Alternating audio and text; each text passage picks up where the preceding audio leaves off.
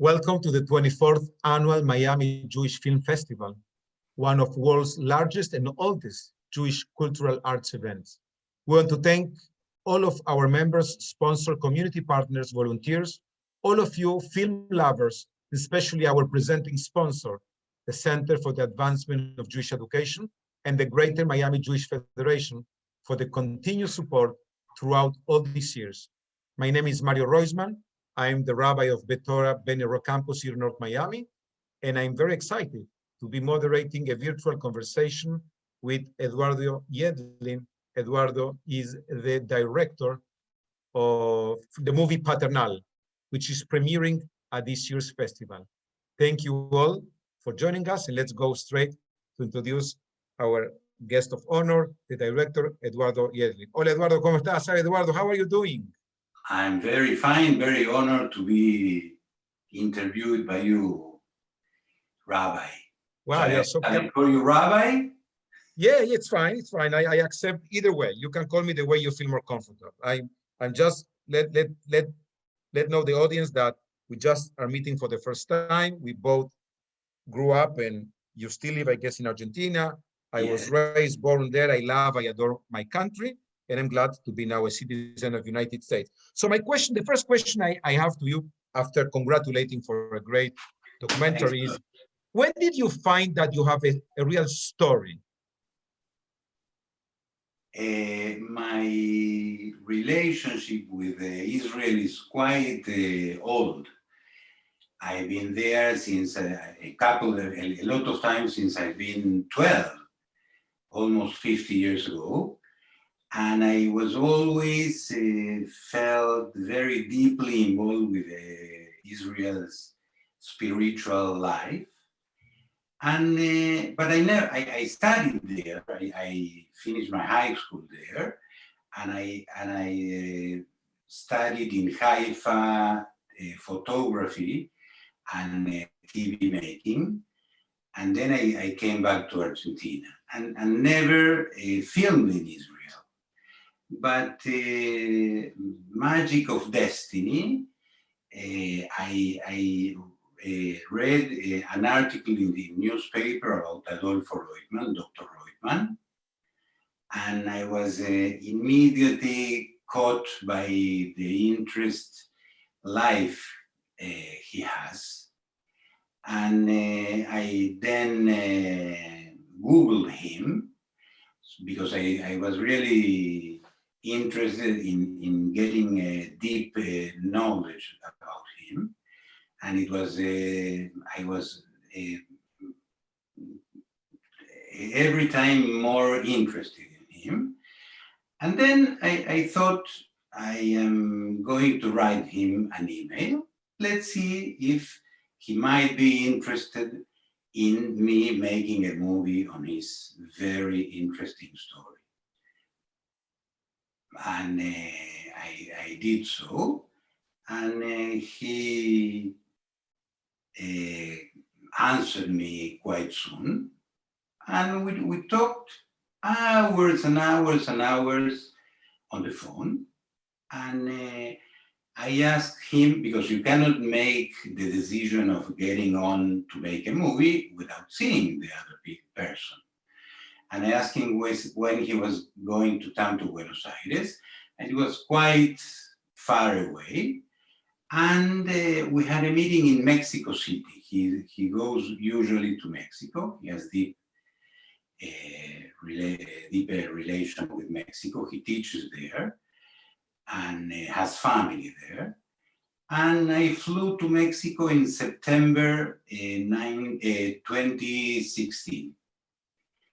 And I remember when he opened the door of the house where he was going to be a Kabbalat Shabbat. And the moment the door opened, I felt there will be a movie, and Paternal is the movie that born there. Wow, that's quite interesting. You know, I Google you too. And I think in one of the interviews, you know, I heard about you before, but I Googled you too to prepare myself to show that I'm an intelligent rabbi. I did so, I have to tell you. Okay, so listen, Eduardo. Uh, in one interview, you said something that I find it very brilliant, which is the movie. It's not about religion. The movie is not about just a character. It's about vocation. Now, there are several characters which I identify that have a deep vocation. Do you agree with me that it's more than Reutemann? Roidman is a universe himself. I am very proud that I managed to develop a deep relation with him. And one of the best things happened to me making this movie is managing to go with him, because I mean, it's my movie, but it's his life. And it's his vocation. And it was very important to me to him to be proud of the movie. I mean, I never thought, because making a movie of one-man character, it's quite dangerous. I mean, it might well, you know, it's his life. He was opening his life and his heart and his family. But I was always, he respected me a lot and I respected him a lot. No, and I'm sure that you gave him the sense of safety. You took care of him as a religious person, as a scholar, as somebody that make it so high. At the same time, you were able, one of the magic moments, I find it magic, when you brought him to the Museum of Argentinos Juniors. And you have the guy who runs a museum and they speak like equals. Can you work a little bit? Can you speak about that moment, please? I am very happy about that moment. I mean, Paternal is a neighborhood, for those who don't know, it's a neighborhood very significant in Buenos Aires. And he grew up there. And he was very related to the neighborhood, and I looked for significant places in the neighborhood.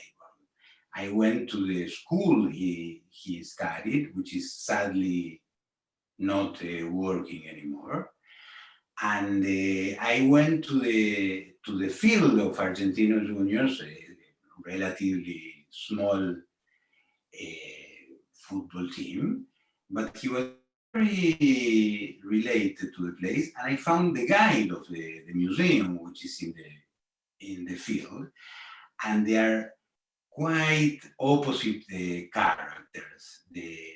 In spite that the guide is also Jewish, from a Jewish family, he's not quite related to the religion, but there was a magic click between them. So it wasn't wrong that it was magic, huh? You are very right. Yes, yeah. No, and what amazed me was the respect from Professor Reutemann to the guy, because how many people, 40, we have like 1,500 per day. They spoke about equals, you know, we both run museums. That's one of the things amazes me most of Dr. Reutemann. He has a very fine hearing of the he can speak with you or with 5,000 people, and he really gets what the people in front of him is feeling. And I think that's what I try to that this will be in the movie, and I think that I quite managed to do this. Yes, one of the things that impressed me, you know, I need to admit, I have a difficulty when people speak about la mano de Dios, the hand of God, about Maradona. I have a problem as a religious person, also as an Argentinian. I think this was something that only a crook can do, which is not kosher. but Maradona is unique, you know. You understand quick because you're Argentinian. But I want my audience, the audience, or your audience, to understand that. But there's something that I learned from you in the movie. You imply that it's not about God, but it's about being touched by God, and this is called talent. And this is something that runs in the movie a lot. His brother has a special talent. He has a special, correct? Can you speak about that? I think talent is the gift of God. I'm not a believer, as you, if you saw the movie, you heard. I watched the movie twice, yes. I'm not, I mean, I believe my own way, but I believe really, and I respect a lot people who believe from heart. And I think that Adolfo is a very true and deep believer. And the huge knowledge he holds, you see his talent and his gift by hearing him. It's so natural to him to spread the knowledge he has, and it's huge. I mean, it really surprises me each time. And I remember when we went to Qumran, it was 30, 40 people who heard him. And it was really also magic because he feel each person who is front of him and hears him, and he's very atento. Yes, attentive. Okay. And he's a good listener, no? Excellent listener. Excellent. And seeing him in different situations. I remember when I was in San Juan, the province where his grandfather lived. It was a Catholic university, and they gave him the honoris causa, and he was so proud, so proud. I felt very happy to be there. Yes. I remember that moment. It was like, with the applause that he receiving the doctorate, is like he's telling his grandpa, we did it. We did it. It's the story of the Jewish immigrant that say, you know, grandpa, lo hicimos. We did it. We are back in town, and now I can leave San Juan again. If you told us we did it, I am very happy that I managed to be with his mother, which is 92, 93, Dr. Reutemann's mother. And she's so nice character. And I am happy the way she is in the movie. Yes, and I know her. I will tell you later how I know her. Yeah, okay. But it was very nice when he said, nunca le trajimos problemas. We never brought her problems. You remember that? Really, I remember. That's the way I want my movies success. I think if my movie I make successes, if the camera and my presence in front of some characters makes them comfortable enough to open their hearts. And that's what I think I managed this in Paternal. So how am I doing so far? We are doing, you? Yes. I'm very happy to talk with you. I tell you why, because I tengo piel de gallina. I have chills when I remember those moments. He being with mom and saying, nunca le trajimos problemas. We were good kids. You told us that we don't have time to lose. No tenemos tiempo para perder. So one went to study guitar and became famous, and the other, correct? They did it. This Absolutely is the story of correct. So many of us, no, Eduardo? Yeah, and the question is, when you put the camera and you begin to record, the success or not, or failure, is to make the who is in front of the camera feel comfortable enough to tell what he has to tell, because a character may have to tell a lot of things, but if the director doesn't make his work well, it will fail. Yeah, there is another theme that I think that you try to stress, each curiosity, correct? So can you expand on that? I am very curious myself.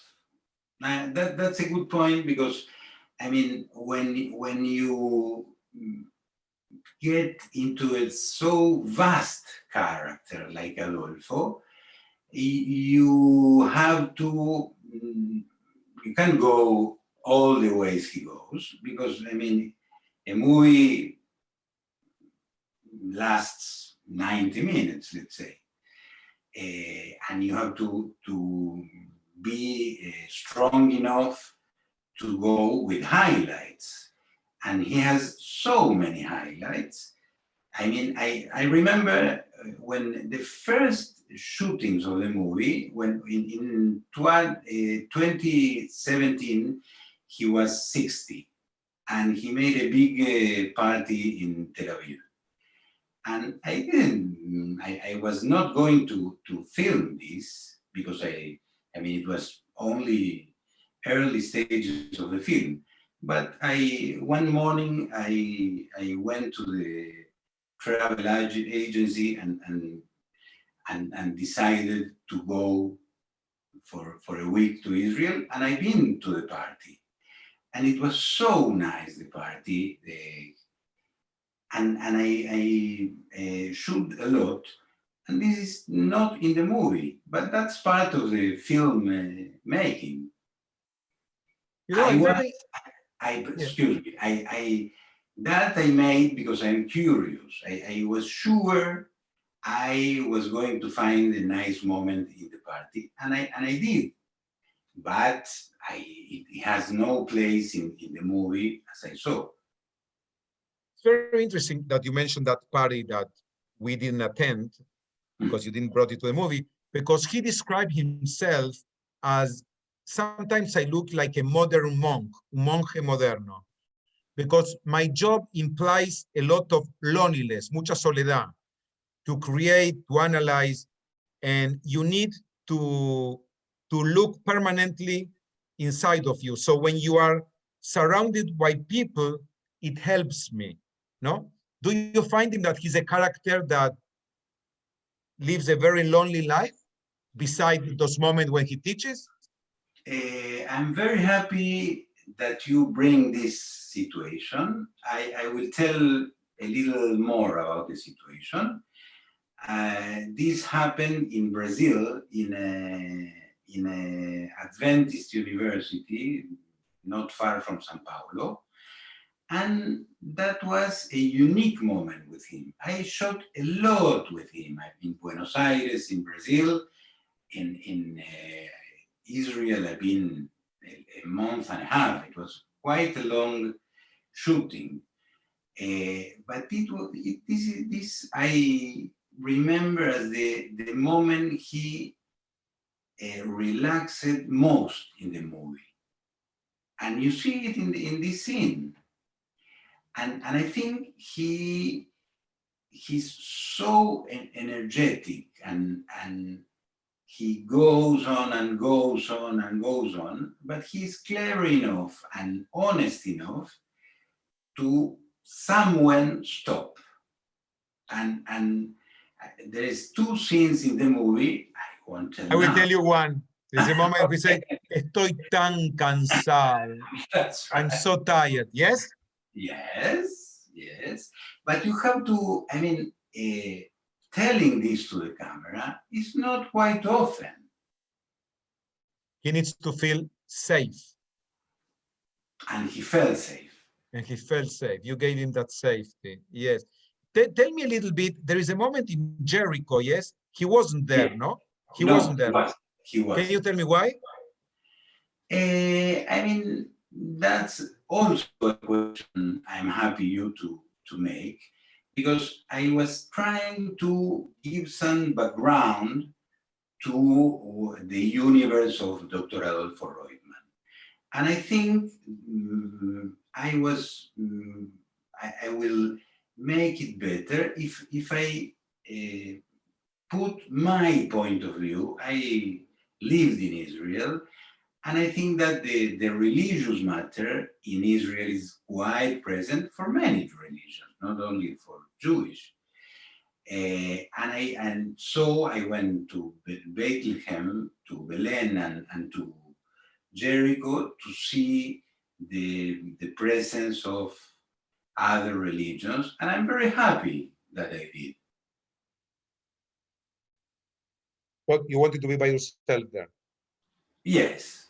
I mean, he gave a lot of time to us, but I mean, I won't ask him to come to every place we go, because I think that it was good for the movie if in some scenes he won't be.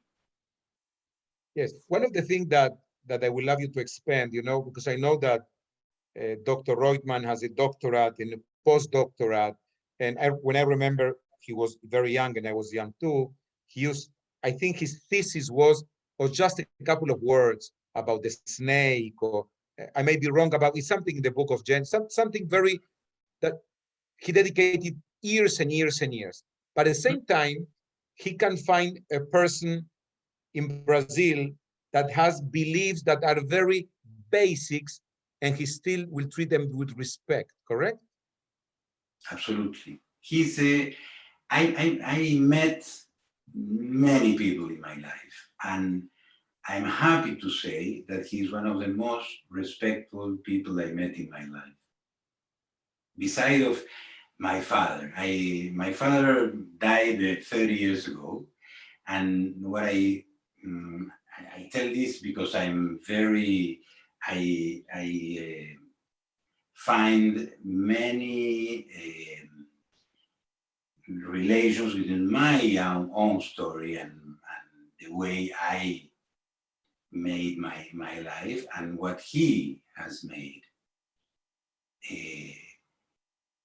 And I inherit him, my father, respect and honest. And I think that this makes me quite similar to Adolfo. I'm glad to hear that. Now, I am right if I will say that he feels that having the role he has a chance to bring together Jews and Christians to understand each other better? Absolutely. And he makes it quite in a daily basis. I mean, I saw him in front of 5,000 Adventists in Brazil, and it was amazing. They adore him. I mean, because he speaks really things that other people don't, and they appreciate. Yeah, I remember that image because I was impressed in the way he speaks Portuguese. No, I didn't know that. And to communicate this language, those topics in Portuguese, it might not be easy, and he managed it. But we have an expression that because you speak Hebrew. It's called Kiddush Hashem, the sanctification of God's name. When you come as a Jew to an Adventist church, and you can speak as a common heritage, you can change the view of so many people that never met a Jew before. I remember in this university there was a character I really loved, which is, if I'm not wrong, was the director. He's an anthropologist, Rodrigo Silvia, if you remember him. And the way he speaks on Adolfo, he speaks with a true admiration.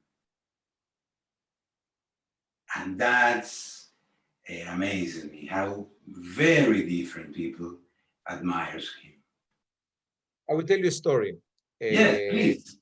I was a student in the Seminary Rabbinical in Israel, and usually Marshall Meyer, which was our rabbi of blessed memory, used to ask us to spend 5 years in Buenos Aires and 1 in Israel.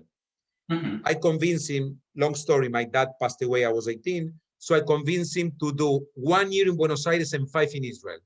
So I was there, and all the other student rabbis used to come every year. I was there still. And one day Adolfo Reutemann came for his last year for his rabbinical ordination. And I saw already that he was in a different level from all of us. And I knew something big will happen. I just didn't know.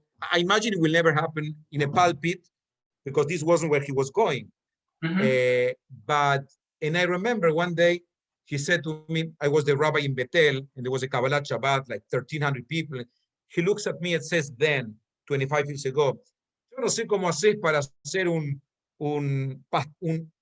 pastor de parroquia. I don't know how you manage to be a pastor in a parroquia, in a church. I will never be able to do that. And I say, because you are not that. You are something different. And he started laughing. And a couple of months later, he received that job, which means his mind was always searching. We knew he will not be the typical rabbi, but the rabbinic study was a tool in the big picture of who he became. And imagine for an Argentine, a rabbi, somebody that was born in Villa Crespo, not in Paternal, to see that the shrine of the book is being led. Another powerful image is when you go with 7, like he said, esto es como el Pentágono. This is like the Pentagon. No, he enters and enters and enters and enters, and then you don't find $700 million. You find a piece of parchment that for him is worth more than that. It's his life. You bring this to me, and the moment he managed to let us in, I was very happy. But I didn't imagine how happy we'll be in the safe, because it's really a powerful place in the world. And you know what? And yeah, it's amazing. And he was, if I remember, he wanted to show you, but he also wanted to be sure that the safety of the parchment, la luz, the light, remember? So he said, no, I want a movie, my ego is fine, but we need to take care of this, correct? That's part of the respect.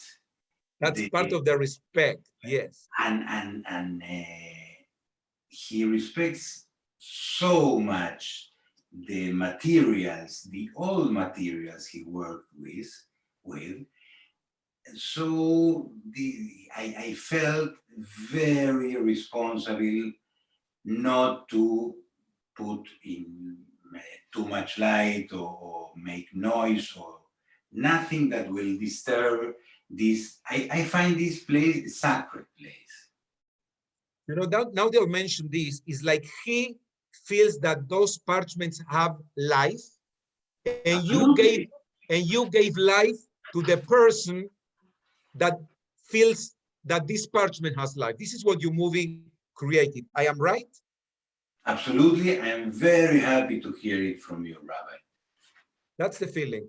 There is something that you will love me to ask you, that you will love the audience to know, something that you want them to know. I want to tell you a little story that I think that might tell my feelings towards the film. I went, as I shoot in Adolfo's 60th birthday, and I didn't use the material, I also went to Magdala, which is a place near Veritas Lake, and it's really a magic place. And I shoot a lot of material, but I didn't use one frame. But what I felt a lot there, a lot. There is an old synagogue and an old church, very magic place, and it's in the side of Lake Veritas. And I sat in beside Lake Veritas, And I remember that a Jordan River gets down from the north, passes through the Yam Kinneret to Lake Tverias, and then gets to the Dead Sea. And as I was making the film then and now, which is the film is getting close to not to be shown again. I felt that I'm not the same man that began the film as I am now. And the way the waters of the Jordan River, as they began, passed through the Lake Verias, which is huge, but they are still Jordan River's waters, and then they managed to get to the Dead Sea. I think that that's a feeling towards this film. Oh my God. You know what? Let me build on what you just said. In Israel, for those, I guess most of the people that will be watching the movie now in the festival are knowledge of Israel. No, you have a bigger audience, but these people know Israel, and they know that there's in Israel 2 sources of water, Yam HaMelach and Kinneret, correct? Now, what's the difference? One is the Dead Sea and one is the Kinneret. The Kinneret receives water from the Jordan and gives back. Yam HaMelach, the Dead Sea, receives and does not give back. That's why it's dead. Now, what you did with your movie, you gave him a chance and he gave you back. I am very proud to hear what you are saying. When you make that phone call or that email and say, can we meet? You gave him a chance to expand to a different audience what he's doing. And he trusted you and gave you back. And I think that this is also a sacred moment. Because at the end of the day, what we have in life are relationships. We build relations. This is who a human being is. You just mentioned your dad. You don't remember how much money he left you. You remember his honesty and you remember his values and that relationship. And I think what you were able to bring the audience is that relationship between him and the books, him and other people from different traditions. And at the end of the day, the relationship between you and him, which is what we are the beneficiary from. So for that, we want to thank you. I'm very proud to hear what you said now. So I know they gave us half an hour. We are exactly half an hour. So if you want to conclude with some words, then I will bring this to an end. Tell me. This part of the life of the movie is as exciting as the very beginnings. And I'm very happy that I began. This consumed me a lot of energy. But I'm proud of each drop of energy I put in the film. Tell me, can you make money with this kind of films? Don't remember me. How much it cost you? A lot of money with it. But I mean, it doesn't matter. Really, it doesn't matter. I understand. It was a joke because I know that you need to be a strong believer in a cause and a real artist like you are to pick these kind of themes that are eye-openers, but they are not for everybody. I'm very happy that you felt so. I'm very thankful in name of the Miami Jewish Film Festival for your dedication, for showing us that passion and convictions have place in our lives. And so again, I want to thank Eduardo Yedlin and to all of our members, sponsors, community partners, volunteers, all of your film lovers, and especially our presenting sponsor, the Center for the Advancement of Jewish Education and Greater Miami Jewish Federation, for the continued support throughout all these years. And thank you to our audience for participating in the 24th Annual Miami Jewish Film Festival. I'm very proud as an Argentinian, as a Jew, or somebody that walked the street of Paternal to have the privilege of meeting Eduardo, and through Eduardo, another aspect of the life of Rabbi Reutemann, Dr. Reutemann, which at the end of the day is doing the most important thing that a human being can do, Kiddush Hashem, sanctification of God's word, uniting people, and telling us that we are all seekers of truth and not owners of truth. No somos los dueños de la verdad, sino buscadores de la verdad. In Qumran, we find some truth that will still need to find what's more behind that. Thank you, everybody. Thank you, Mr. Yedlin, for an amazing production. Thank you, Rabbi.